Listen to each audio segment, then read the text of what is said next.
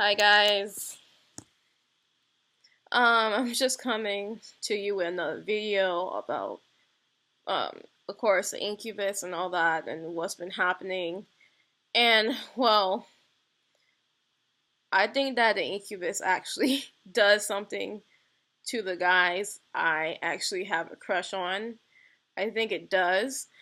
Like let's just say if it I'm just speaking like in the type of a like a just a speculation type of thing or whatever. Let's just say that it's not. No, let's just say that it is the Incubus, and I'm actually right, but I think it does something to the guys I like. Okay, so anyway, I don't really like a guy, right? He could be like handsome or anything like that. He could be intelligent, but I don't really like a guy really until he likes me. Like, and that's 99% out of 100 times, right? And so it goes down like that. So there's a type of a mutual attraction thing that's going on. And so when I actually like a guy, um 10 times out of 10, like if he doesn't approach me within a time period of like 2 weeks, I know this. 10 times out of 10, he's not going to like me anymore.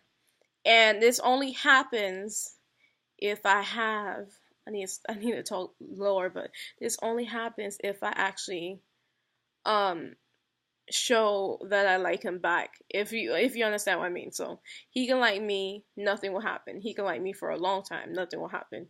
But if I know this and then I'm like, okay, so he's cute, he's intelligent. Hey, I like him back, right? And then a little bit of a fantasizing type of thing. Nobody ever says this, right? But if you like a dude more than, average type of thing, you kind of fantasize and all that stuff, and I guess that probably would trigger an incubus, right? But when I actually start thinking about him, it seems like always a maximum of 2 weeks. He will not like me anymore. He will not be attracted to me anymore, I should say. Right? And I can see like the difference in his eyes. I can see a difference in his eyes. He's not really interested anymore, and it's just that this is the way it's been going on for the longest time. It's really freaking sad. I'm laughing.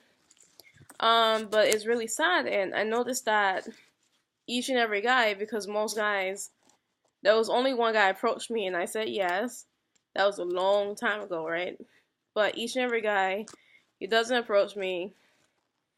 He doesn't ask me out for anything. He looks at me, and then when I actually like him back, start thinking about him more, then all of a sudden he doesn't have a crush on me.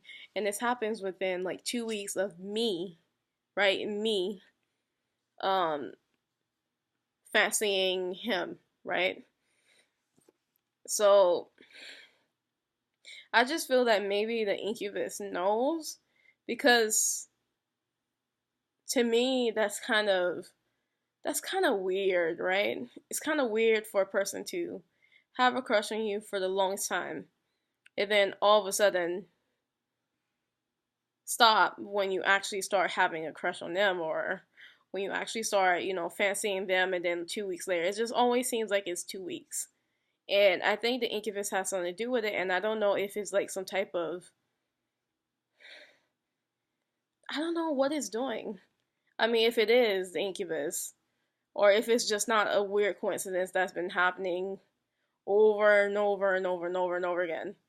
Um, because I think about him, he doesn't actually have a crush on me anymore, and it's kind of strange. So let's just say that that is the incubus, right? Let's just say that it is the incubus, and I don't quite understand why would it want to do that. Like,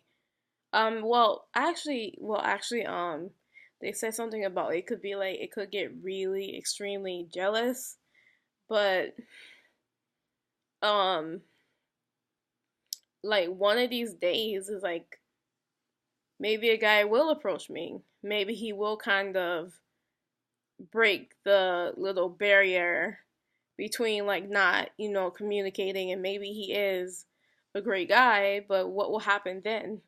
What will happen if a guy is genuinely attracted to me and then I'm attracted to him, and then we're actually talking to each other? What will happen then? I tell you what happened in my first relationship. What happened in my first relationship is that like I wasn't actually attracted to him.